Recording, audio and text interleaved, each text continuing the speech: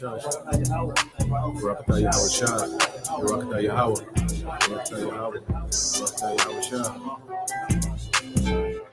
ye Yahweh, sing unto Yahweh. So praising Yahweh is singing to him, right?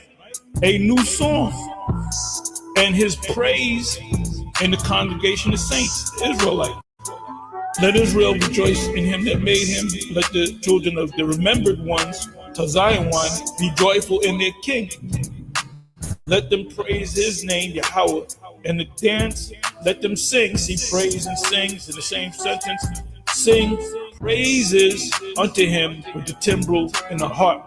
For Yahweh taketh pleasure in his people, the Israelites. He will beautify the meek, with salvation. He's going to save us, the elect. Salvation means to be saved from impending danger, right? Delivered from impending danger. Let the saints be joyful in glory. Let them sing or praise. Let them sing aloud upon thy beds. We're going to be getting up in the morning. So we're going to get up in the morning singing. Hey, you're going to get up, you lay with one of your wives or concubines or whatever.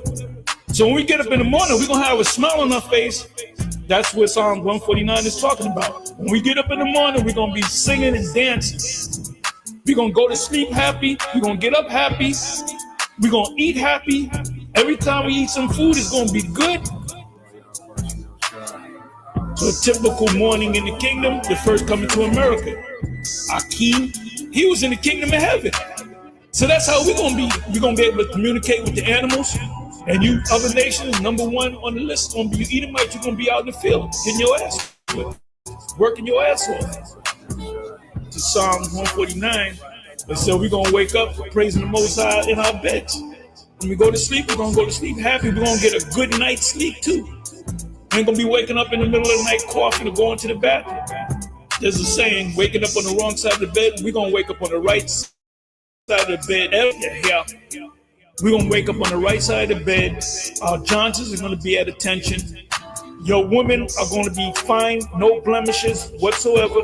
All your wives are going to be perfect. And all your wives are going to be virgins. And they're all going to be young. And none of them are going to commit adultery with you. The 7 women shall take hold of one man. It's going to happen on this side, brother. And it's going to continue to happen on the other side.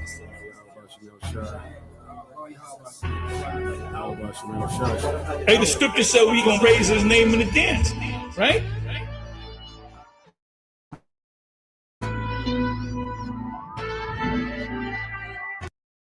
Psalm 149. Praise ye the Lord. Sing unto the Lord a new song. Portion of saints. Let Israel rejoice in him that made him. Let the children of Zion be joyful in their kingdom. Let them praise his name in the dance.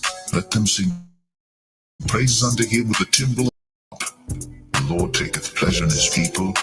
He will beautify the meek with salvation. Let the saints be joyful in glory. Let them sing aloud upon their beds.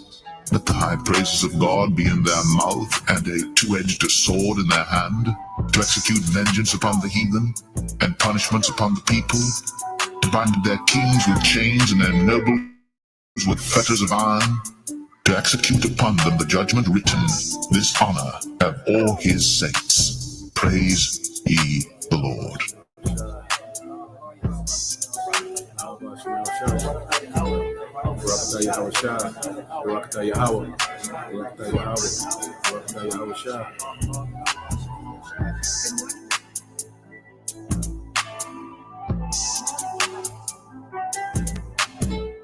Good morning, Your Highness. Psalm 91.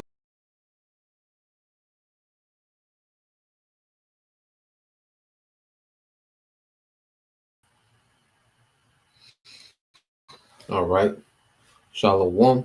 First and foremost, we would like to give all praise and glory unto Yahweh, Bahashem, Yahweh Shah, Bahashem, Rakakwadash, and double honors unto the apostles and the elders of GMS who rule well, teach well, being great examples to his younger brothers, and peace and blessings and salutation to the hopeful elect out there pushing his word and truth and in sincerity across the four winds in the name of Yahweh, Bahashem, Yahweh Shah.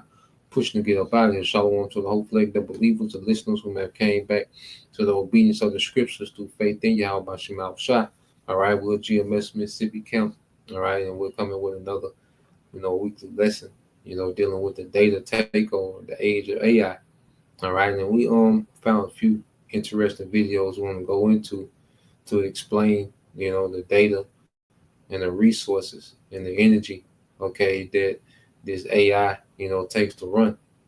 Okay. And we're gonna start off with a few precepts to set the foundation, and then we're gonna go into these videos. Okay, because this is a part of AI that Esau doesn't advertise to you. He speaks about the convenience AI brings. It saves on your costs if you run a business. He pushes about AI. Taking away the labor that people have to do, just everything robotics and automated, and all this and that. But he's not telling you about the resources that AI, all right, is taking from people. Okay, so let's go here. Let's get a couple precepts in the video. I'll go more into and expound on. You got it, bro. Come. This is the book of Ecclesiasticus, or the book of Sirach, chapter 14, verse 7. It says that if he doeth good, he doeth it unwillingly, and at the last day he will declare his wickedness. Yeah. So the devil does any good, he does it unwillingly. And the scriptures say, and at the last he will declare his wickedness, man. Okay, this devil has no intent, to do good to anybody. And if he does something good, it's setting you up for what he really wants to do. Everything that this devil does, and it seems like it's for your benefit. Well, it's a setup on the back end for something that he really wants to do. Okay, because these devils, they think down the road. Okay, so they'll bait you up with different, incentives and gifts and perks and convenience on the front end. Okay, to get what they want on the back end, because as technology has made, we took away, certain, tasks. They made certain tasks easier. Well, they also destroy critical thinking, okay, problem solving, all right, memory, okay, and it just dumbed down society. So on the front end, people got their convenience, but on the back end, people lost, their independence when it came to doing particular things, man. Okay, so now we're seeing that the devil was getting ready to take away actual resources, man. Okay, to feed his AI. All right, and me and the brother was going into how it makes sense why he wants to depopulate now. Okay, because that frees up resources for AI. Okay, you got that. Go to the next one, bro. You read that one. Come. This is the book of John, chapter 10, St. John, chapter 10, verse 10. The thief cometh not but for to steal and to kill and to destroy. And I come that they might have life, and that they might have it more abundantly. Yeah, we go into his precept all the time because it describes his devil. You know, that's all this man is about. Stealing, taking away. It's like this man can never be satisfied. Like the Lord has given this man, the wealth of the earth, the influence of the earth. Okay, He's allowed this man, to have the fatness of the earth, and he's not satisfied, man. You know, so he's gonna keep taking and destroying until he's destroyed. Okay, until he's removed from power. Okay, this man is gonna always run the earth. All right, under this format of stealing, killing, and destroying. Okay, and Yahweh Shai is coming to bring abundance, man. Like we've been reading in the book of Solomon. I mean, the book of Kings during the time of King Solomon, and you just see the abundance that we had as a people, man. To be able to make all those sacrifices, millions of sacrifices of livestock in one day, and then turn around, go into a 14-day feast, okay, for the whole nation, man. So that's food, desserts, and wine, all right, for a nation of people for 14 days, okay? And that's just a prelude to the kingdom that we got coming. But Esau, here it is, he boasts about this technology, but there's always a scarcity on things. There's always a shortage on things. Animals are going extinct, but he'll open this technology like he's just into this new realm of existence. Okay, but ultimately he's going backwards, man. Mhm. Okay. Um, we got one more, and then we'll get into it, bro. Come. This book of Proverbs, chapter 4, verse 19. But the way of the wicked is like total darkness. They have no idea what they're stumbling over. Yep. So these devils, one thing about, because scriptures speak about how the wisdom of wickedness is not knowledge. Okay, or the knowledge of wickedness is not wisdom. Sirach 19 and 22. If a brother can post it too, Sirach 19 and 22. But see, these devils, they put things in motion and it be having these crazy side effects, and it cause them to stumble. Okay, because you look at everything that this man is stumbling over in this society is based off things, that he brought forth. Okay, this nigga, like right now with Iran, the whole thing with Iran, well, we don't want Iran to have a nuclear weapon. Well, wait a minute, who brought that to the spirit of war? Who brought using nukes to war? No other nation ever did that before this nigga. So now he's complaining about a nation not having nukes. Well, nigga, you came up with it. Nigga, if that was a problem, you was like, damn, you should have went in the lab and seen how deadly this was, and you should have destroyed all the data for nuclear weapon. Okay, but nah, this man mass produced it, and that's gonna be his destruction. All these nukes, okay, in the earth, man. Okay, Come, and you look at the internet. He brought forth the internet, and it was a way for this devil to, enchant the masses. But on this same internet, okay, what do you have, man? The truth having a free course. So everything that the devil, creates, for darkness, okay, now he's starting to stumble over these things. They're becoming stumbling, all right, unto this devil. So the things that he used, to project himself in power are now working against him, man. And they're just a few examples, man. There's much more, you know. You finna say something, bro? come, bro. When you said it made me think of that concept of a genie wish. You know how like the folk tale of you rub your hand on the on the genie's The lamp, the lamp and you make this wish, yeah, right? But every time you make it, and foresight or close sight, it seems good. But in hindsight, once you start, that wish becomes something that regretted because it tends to have them consequences on the back end, which made me think of, yeah, Psalm 55 and 21, where it says, his words are smooth and butter. But inward, Esau is cunning. He's just like a genie. He's a trickster. So he's telling these people, we're gonna give you, this AI, and it's gonna make life simple. It's gonna help you. It's gonna make everything good. But in reality, it's making on the back end, it's making people dumb as hell. It's taking, like you said, taking away yep, that critical thinking. People can't make just basic decisions. Like you asking Siri, for everything, the AI overview and all of that. But the point of the matter is that what Esau presents is like a genie wish. It might help you, but on the back end, it's gonna bite you in the ass way harder. come on, bro. So, um, we're gonna get this one, and then we'll go to that video, bro. And just show how, just to bag on what you're saying. Okay, the resources and the thing needed for AI. Okay, and showing you that the devil needs, to depopulate, to make room, all right, to free up resources from for his AI, because he wants to run the earth with AI governance. That's what he wants to do. He don't give a damn about people. He cherishes technology way more than people. You know, so you can read that, bro. We'll get into it. This book of Ecclesiasticus, or the book of Sirach, chapter 19, verse 22. The knowledge of wickedness is not wisdom, neither at any time the counsel of sinners prudence. Yeah, so the knowledge of wickedness is not wisdom. Okay, and this man presents, this knowledge to the earth, okay, as if it's, life, okay, as if this the new, that like this is the way. Esau knows how to present, his wickedness as if this is the way. It don't get no better than this. And he been doing this since the garden, going back to the serpent. Here it is. Adam had the wisdom of immortality.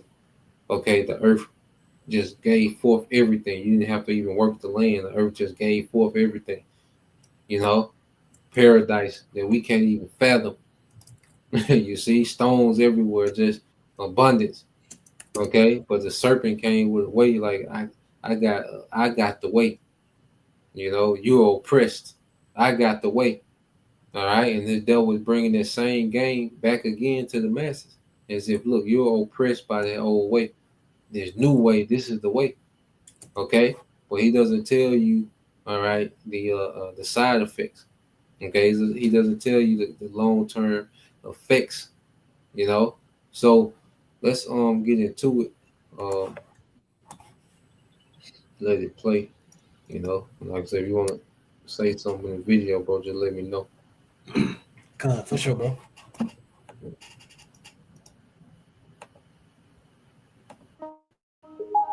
When people talk about the cloud, this is kind of where we are now. This is what they're talking about. It's not in the sky. It's right here. Anytime you touch an icon on your phone, anytime you book a flight, or anytime you watch a movie at night, you're using a data center. There's a big division in the county about how data centers impact their lives. Fair use. We're not making any profits or monetary gains from this video, just for educational purposes only. Fair use. And I think that we've gone overboard. We're trying to get balance. We know we need data centers. This phone I'm holding in my hand right now uses data centers, but that's not the point. We're here in Northern Virginia because it's the red hot center of data center development in the entire world. About 13% of data centers globally are here, a full quarter of the data centers in the US right around us here in Northern Virginia. If you care about the reliability of the electric grid, climate goals like shutting down coal plants, if you care about the development of AI, all of that is happening right around us. If we can't figure out how to get it right here, how are they going to get it right anywhere else?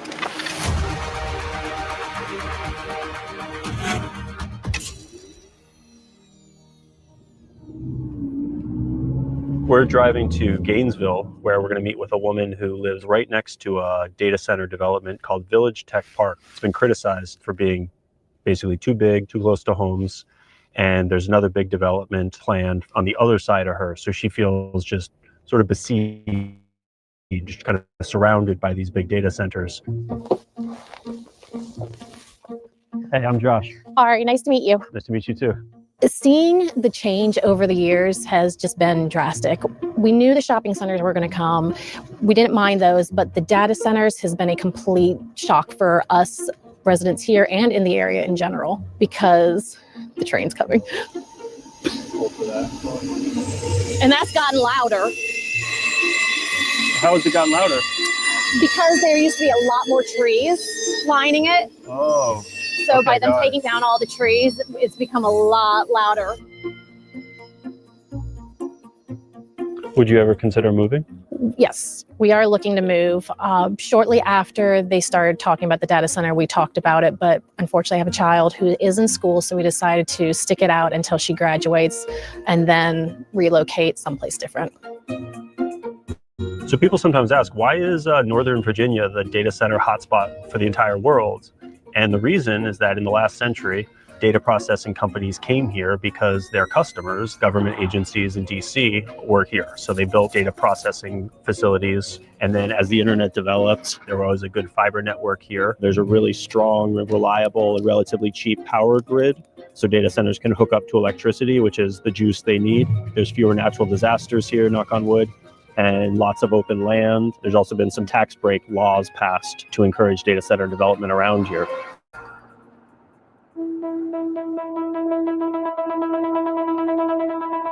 When I got into the sector in the mid-90s and I was selling internet access, every office in America I went into had a data center. It was called a computer closet. And as kind of the internet grew and people realized, I can't have this critical data, this application in some room where there's a pipe overhead and it could burst at any time. And that's what gave rise to third-party data centers, where customers could rent space and put their equipment in a purpose-built master plan type of building that would ensure that their data, their application would survive, 100% uptime, would always be powered, would always be cooled. This is a chessboard. where people test their skill, imagination, and daring. Because it's also a map, complex logistics can be reinvented with AI. Thanks to reliable and secure connectivity from AT&T Business, goods are delivered quickly and efficiently. Come on in. Wow. How tall is this? This is about 20 feet up. When it's all said and done, we'll be 3 feet higher in the space. Okay. Because that's where all of our cold air is going to be coming onto the floor into the servers. And that's why you need so much electricity. Correct. Also. Yeah. And how many square feet is this? This is about 20 to 21,000 square feet. Wow. So we'll have 10 data halls that are around the same. It's about 20 in my apartment, 20 in my New York City apartment. Yeah. New York City, it might be a little bit smaller. Yeah. So over here is called our cold aisle containment system. This is where all the cabinets are landed and lined up. Why do you need a cold aisle? Why's it got to be cold? We have to make sure that they stay cold while the servers are all on inside of each rack. We have to make sure all the output that they're doing is staying as cold as possible so they run efficiently. How much electricity would this whole room consume? Once this room is at full capacity, it can go up to 4 megawatts of power. Okay. And 4 megawatts. Help me out with that. Well, like how many homes could that power? Yep. So if we break it down, 1 megawatt could power about 3,000 to 4,000 homes. So this could power up to 12,000 homes. Wow. So what are we going to see out here? So right now we're on the roof of this data center. You can see it's filled with what we need to cool down all of those crack units or computer room air conditioners we saw inside of the data hall. Okay. So these are called ACUs, or air conditioned compressor. They're kind of noisy. Yes, they're very noisy. That's why we kind of have the walls. Okay. Kind of boxes in the sound. Okay. Because we keep the resonance in mind. So we try and make sure the sound is as buffered in as possible. They would be louder during the summertime. I was going to say, it's kind of cold. We should have brought our jackets. Why are they even running right now? So they're running on what's called a free cooling mode, which means it's using the outside air instead of... Just big fans. They're big fans. Big fans.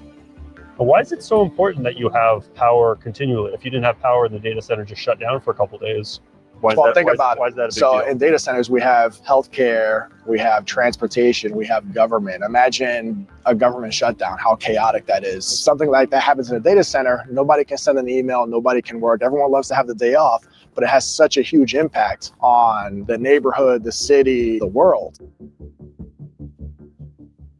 I was elected in November 2023. I wanted to run because I disagreed with the direction the county was going in, particularly with land use and with the placement of data centers. The good thing, data centers do generate revenue.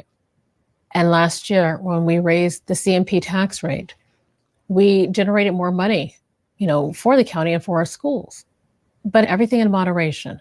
For us on the Board of County Supervisors, I'm saying we have to be the traffic cop.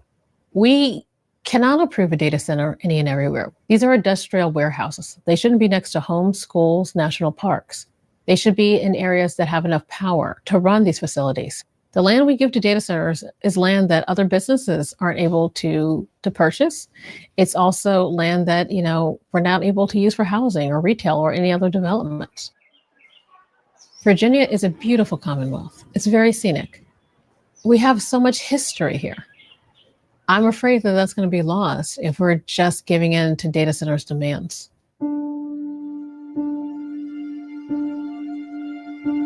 When you talk with legislators today, be clear that we're not against data centers.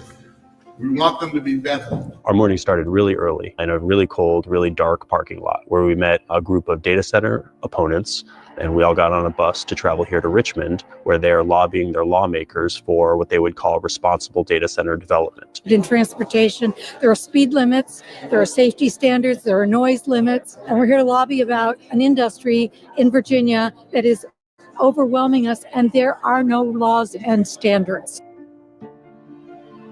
We traveled with one woman, Elena Schlossberg, who's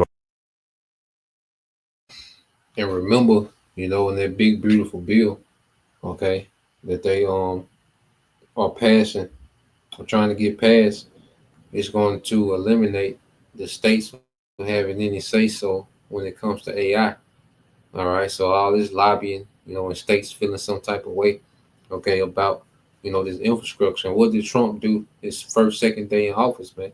He passed a bill, okay, that will give $500 billion, okay, to these these big data centers, man. Okay, so expect to see a lot more of this, man. All right, and this is what the elites want. Okay, so these, all right, these local, okay, that's complaining. Well, it's falling on deaf ears. All right, and more authority is being snatched away from the government and to these technocrats. Okay, so it's about what the locals want in the environment. They don't care about that. All right, they care about getting this AI governance up and running. Okay, it's the damn devil. You see.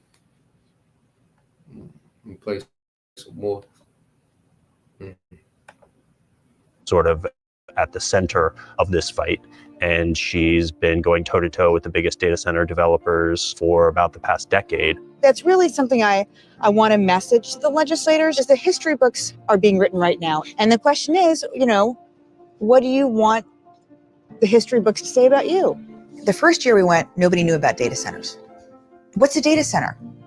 The next year we went, suddenly people are starting to go, oh, there's maybe something about data centers. Oh, so the Legislative Review Commission report finally came out. And my favorite word was unconstrained. Unconstrained data center development is what is risking our reliable energy, our clean air and clean water, the health and well-being of the state of Virginia. So we're here in Data Center This Alley. is Data Center Alley. This is around 20 million square feet of planned data center development. The digital gateway, that looks so beautiful, 23 million square feet of data center development. I mean, look at the size of these buildings. They are massive.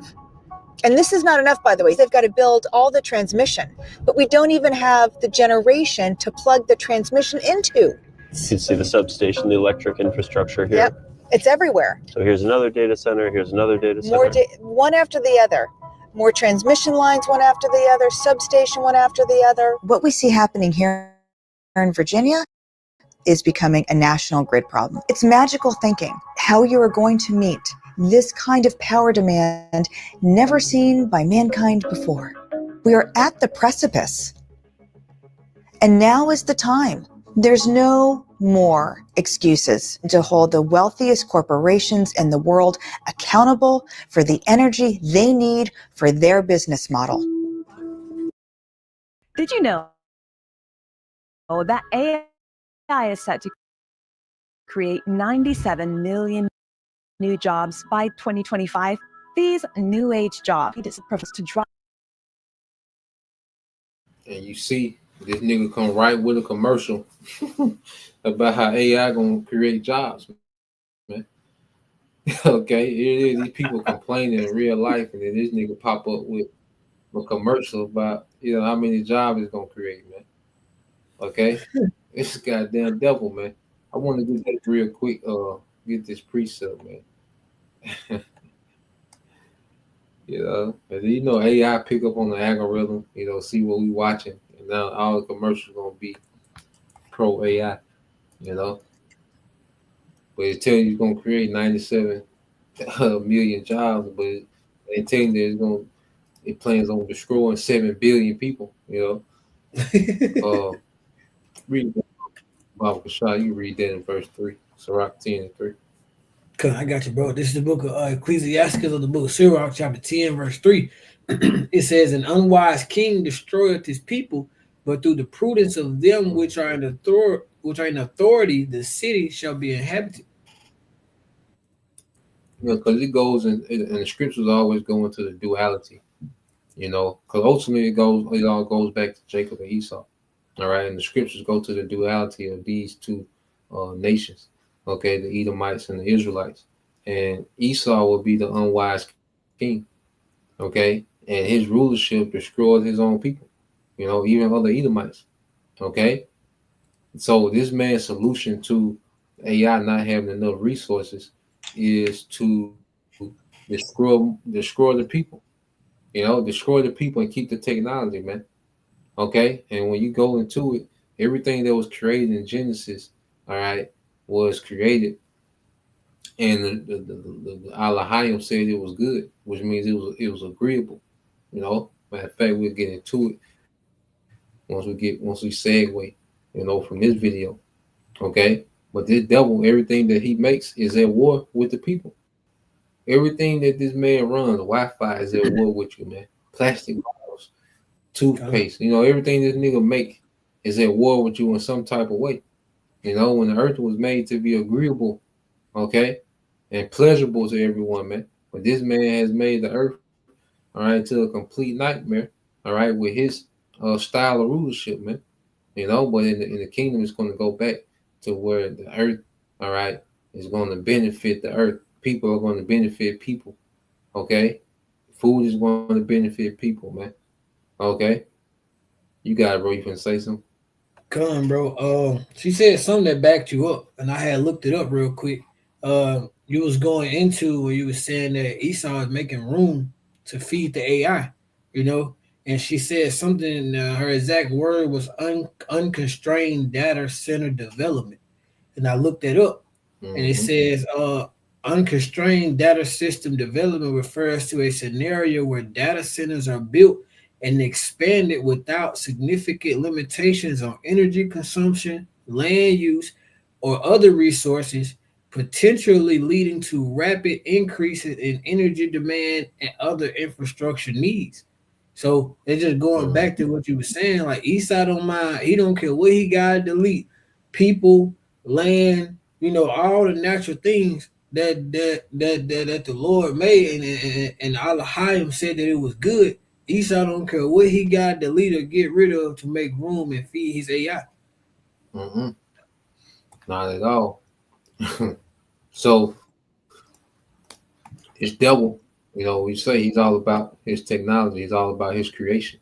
Because Esau loves his creation more than people. Well, he doesn't have love for people, and it's all about his love for power.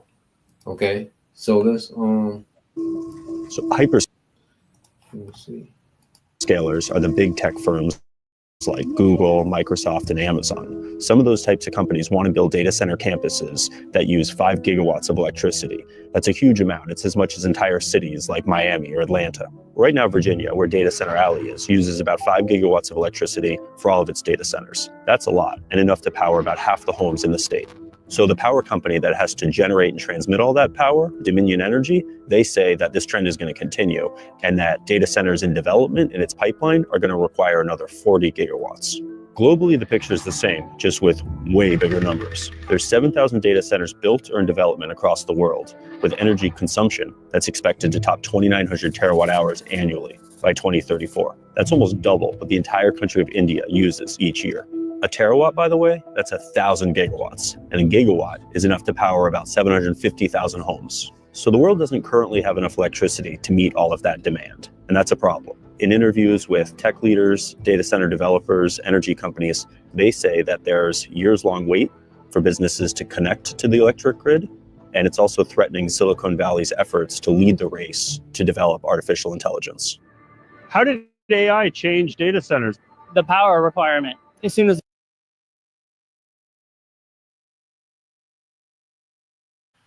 So there's a waiting list for companies to get hooked up to the data centers. So who you think's in the way? Okay, who you think is in the way? And that's why that juice. I don't believe we seen the end of the effects of that juice, man. Okay, will they force, okay, millions, tens of millions, maybe a few billion to get that juice? These people want to depopulate. Get these people out the way, these useless eaters out the way, so these companies can hook up to the data center, man. Okay? So best believe, man, when this devil is turned loose, man, hey, he's going to delete a lot of people, man, because he sees people as useless and AI, all right, is the way. And that's a lot of energy, man, to run, the city of Miami, Atlanta, okay, just off those, few acres of data centers. You see? So this devil, it makes sense now. We know he just hates life, and it's easier to manage 500 million people. Okay, but now we see why. He really wants to move. A lot of people out the way because this devil needs that energy for his grid. I mean, for his AI governance, man. You can say something, bro. Come, bro. I was looking it up. Going back into it, two things. She says 23 million square feet so far that they've done. That averages out to a little over 528 acres. But he went into about 5 gigawatts, and it says a single gigawatt of power can potentially power anywhere from 200,000 to a million average American homes. The exact number vary depends on factors like energy efficiency and regional differences in usage habits. Therefore, 5 gigawatts could power between 1 million to 5 million homes. Mm-hmm. So he needs, and then you say 3 people a home. Let's say it's a million homes and 3 people a home. There's 3 million people. So that's why the devil wants to drop these numbers drastically, man. Okay, in order for his AI to stretch out like he wanted to. Okay, uh, play a little more of this. Because the power is available, it's taken. So as soon as we can get power into a building, AI is all over it. AI has turbocharged data center demand. It really happened over the last 2 years. I like to think about it as, pre-chat GPT and post-chat GPT, right? Pre-chat GPT, you had strong data center demand that was being driven by technology adoption, right? If you think about what a data center really represents, it represents the foundation for technology adoption. And all of a sudden, ChatGPT came and people saw this technology and were like, wow, this is going to change the world. And we need to figure out how to adopt it. And this particular technology has a unique characteristic, which is it can't run on CPU infrastructure, which is what the world lives on. It's the type of computers that are in your home or in your office today. It has to run on GPU infrastructure, which is kind of a parallel processing type of architecture, obviously most famously known by NVIDIA. And because the power factor of these GPUs is 5x, 10x the power factor of a regular data center CPU rack, it's driven this incredible demand for data center capacity. So I do think it's going to impact sustainability goals over the short term, and we're going to be using a lot more fossil fuels. I think it's kind of inevitable unless someone wants to put a pause button on this. But ultimately, it feels like the utilities are committed to a long-term renewable future.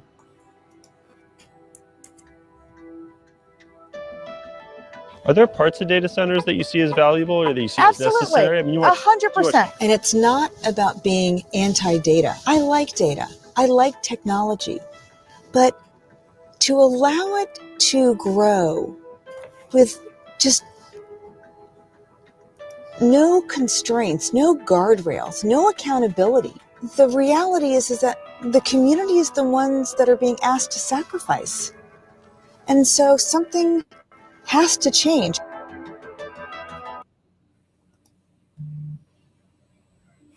And the change gonna be the people. That's gonna be the change. All right.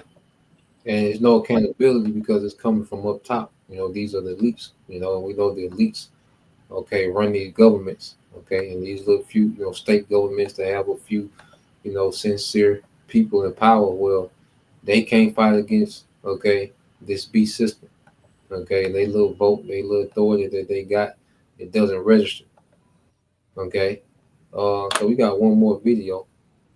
You can say something, bro? Bro, I was looking at you know how a couple months ago we was going into like how the UN and the WEF, the United Nations World Economic Forum, how they was going into like they're collecting all this private data on the people, right? Well, when I was looking it up a second ago, it says that, and this is just a quick Google search. That says, "What is the overall purpose of data centers when it comes to collecting private data?" It says data centers play a crucial role in collecting and managing private data, primarily providing a secure and reliable infrastructure for its storage and processing and distribution.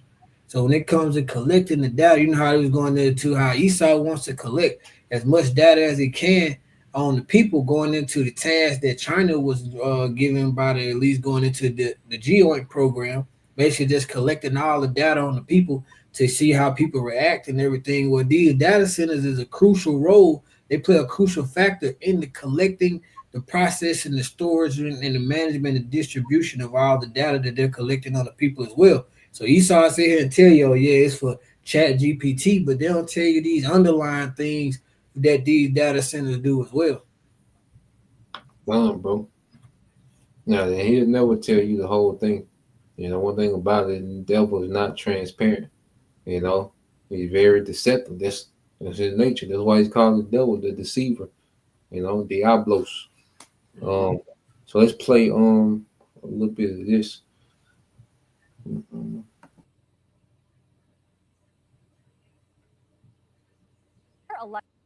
Electric bill has gone up lately, you are not alone. And it may not just be the summer heat that's causing things to rise. Artificial intelligence data centers, or physical buildings or facilities that house computer systems, are predicted to drive demand to record highs in the coming years. CBS News national environmental correspondent, I should say, David Schechter joins us now to break all this down. David, always a treat to see you. This makes sense in some ways, but still surprising to hear just how much energy our data centers using, and how is that affecting our electric bills? Hey, Nancy, data centers have a voracious appetite for electricity. And so they really are a driving factor in our country not having as much electricity as we need, and this push to develop more. If you look at it this way, like, for example, let's talk about an internet search.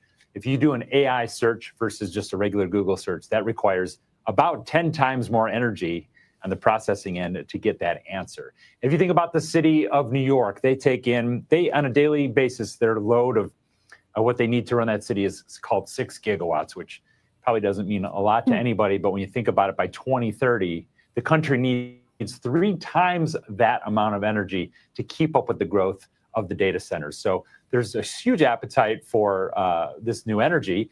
At the same time, our energy bills are going up. The state of New Jersey on June 1st said many people's bills will go up 20%, partially because of AI. There's a lot of other reasons, but that is a driver. These data centers are a big driver.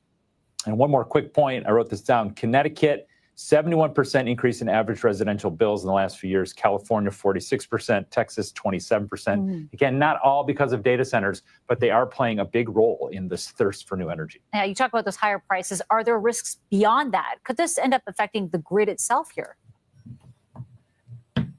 I think there are strong concerns that it will impact the reliability of the grid because, in many places, like I'm here in Texas, the margins are very thin. And on a very hot day, there's just enough electricity to meet the demand, and they manage that very closely. But then when you have all these, usually you bring on new sources of things that demand energy slowly, new plants and things you plan for over time. But there's such a rush to build these data centers, and they're so big that there is a lot of concern about the reliability. Will that cause brownouts across the country? And this is what regulators are looking at very closely.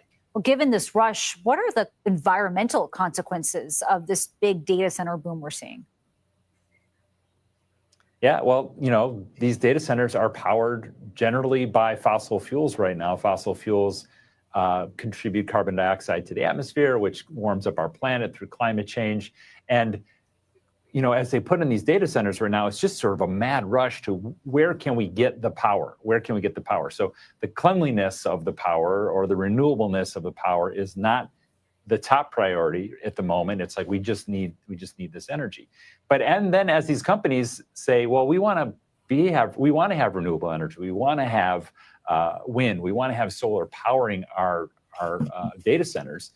They build it, or they build contracts to build it, which is good. They are not increasing their footprint, but at the same time, that new generation isn't going to reduce the carbon footprint of our society in general. So it's just, this stays here. While this is moving over here, you'd hope you build more plants and lower this number down, but it's starting to stay the same and get stuck there because all this new energy is getting sent over here for data centers.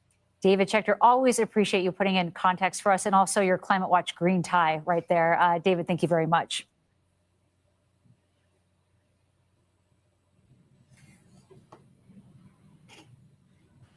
And then he's such the devil. He's charging people. Okay, he's charging the regular people to pay billionaires' light bills, man. Okay, So he's chumping off the light bill, his energy bill to the masses, man. You see, these billionaires build these data centers, and they suck up all these resources off the grid, and now they're starting to charge the masses, okay, for their light bill, man. This devil here, man, god damn. The scriptures say you can never have enough, man.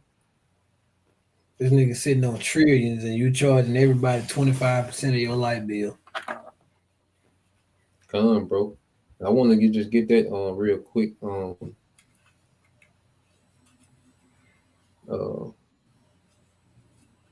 let's see.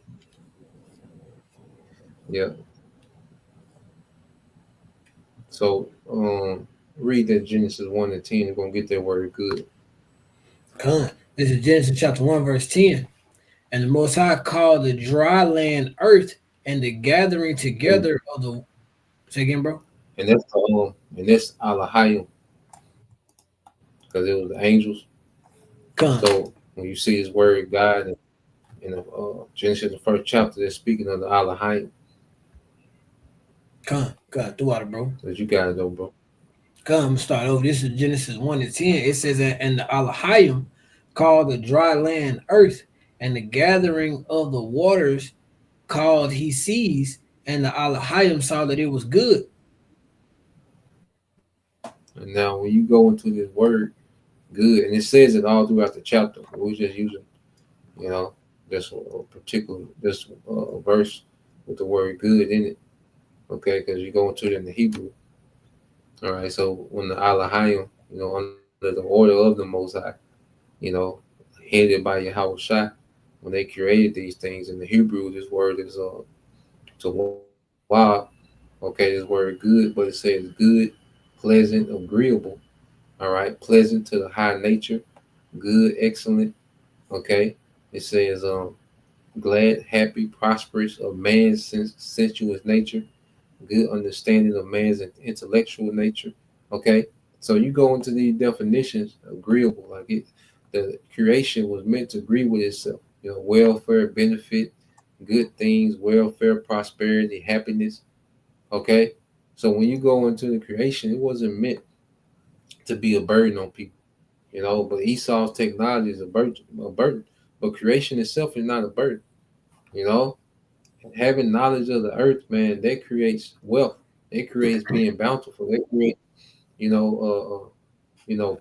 prosperity. Prosperity. The true prosperity begins with wisdom. And one thing the devil has done has separated people from wisdom of the earth, where they have to depend on his grid. Where they have to depend, on his supply chain.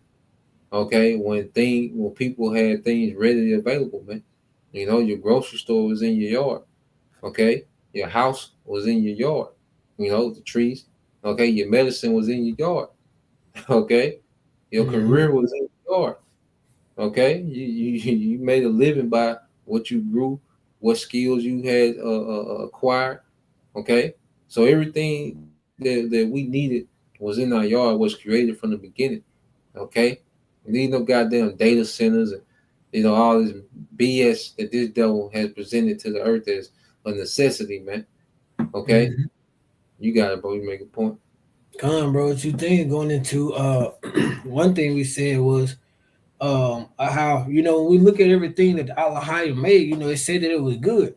So we look at all the natural things, everything feeds off of something. We was talking about how you may eat a banana or apple, and you put the peel on the ground or the core of the apple on the ground or whatever.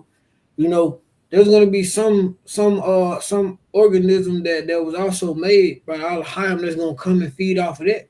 Take worms for example. Worms are gonna eat it, and then when they poop, it enriches the soil. So everything that's natural gets it's a cycle. But when Esau come with all this artificial shit, like it can tell how it destroys the earth in the process. Because like you said, we don't need data centers. All right. The Most High, Yahweh Shema Shai, they give us the spirit and the power and the wisdom, to do things, through the Rakakodash. So we don't need data centers. Your portion of what you need to know, your skill, the Lord gonna give you that. Come on, bro. Exactly, bro.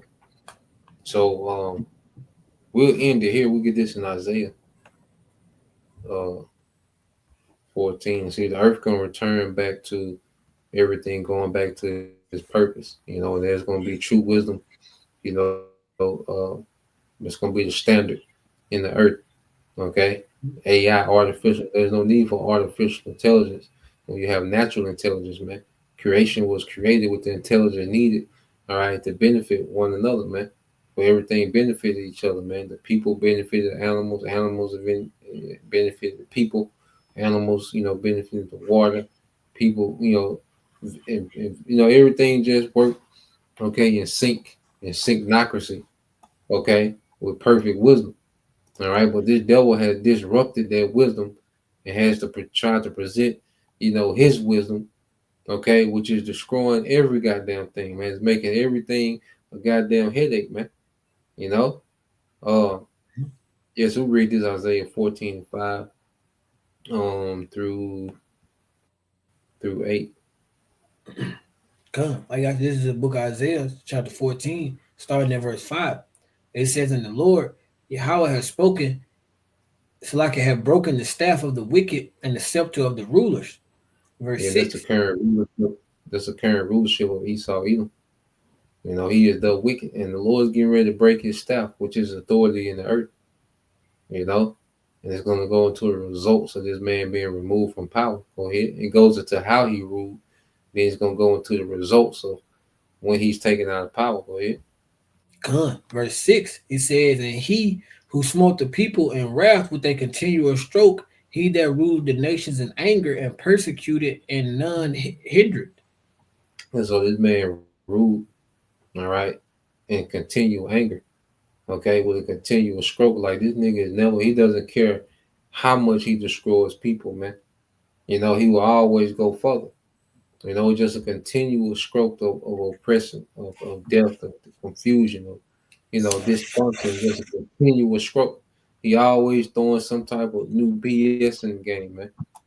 Okay.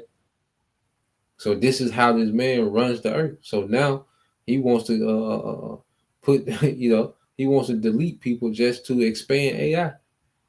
Okay. Go ahead.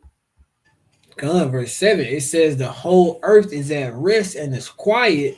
They break forth in singing." Go ahead. Verse 8, "Yet the fir trees rejoice at thee, and the cedars of Lebanon, saying, Yeah, since thou," go ahead, now Lebanon, I'm just going to it. You got it. come the water, saying, "Since thou art laid down, no feeler is come up against us." Yeah, so this devil, okay, when he's removed from power, the earth is going to be at rest, man. The earth can breathe, okay? Cutting trees down, just to build data centers. And, trees have a purpose, man. Okay? The trees are, first off, it's a habitat for a lot of, nature itself. Okay? Then the tree itself has purpose, man. Okay? But the earth is going to be at rest, man. It's not going to be ruled by a madman and just destroying the environment for goddamn data. He's just a goddamn madman when it comes to this data because that's how he pretends to be the most high. And that's another thing how AI hoax. Because people marvel at AI because you can ask it a question and they give you an answer quick. But it don't show you that this motherfucker take a warehouse of data just to give you the answer. You know, well, AI is so great and do this, and then it said if you use like Chat GPT, that's using 10 times as much data as Google. So it ain't like Chat GPT is just something this great thing. No, it just use more data centers. It has access to more data centers. Okay, that's why it's able to give you a more detailed answer, which we use it, to edify. We use this world, not abuse it. But at the end of the day, Esau got people fooled like he just, voila, like he just got all this AI just doing all these different things, but he's not telling you all these goddamn huge ass data center that it takes for AI to give you that answer, man. We're going back to that the AI, that which is artificial intelligence, and the Lord gives us NI, which is natural intelligence. So this AI, and it like going into the amount of energy. You ask one question, but it consumed enough energy to power 4 houses just to ask it one question. Like we were talking about before we got on, we didn't, even get into like the electromagnetic fields and stuff that did. You talking about almost 530 acres of just a set of these, of these data centers. Imagine how much that's done to your body. We talk about, the resources, and the land, and how much energy it's consuming, how it's affecting people and everything. So imagine also what it's doing to your body. Come on, bro. So yeah, man, this devil, there's just another reason, why this devil has to be stopped, and he will be stopped. Thus saith the Lord. So that's the point. I'm gonna leave both of these videos in the comment just in case anybody want to go back and revisit them, or brothers want to respond to it. And drop it here. But yeah, the point was made. The Lord will. You brothers, all right, and you sister was edified. Till next time we say shalom. Point my shalom. Abba soon. Shalom. Shalom.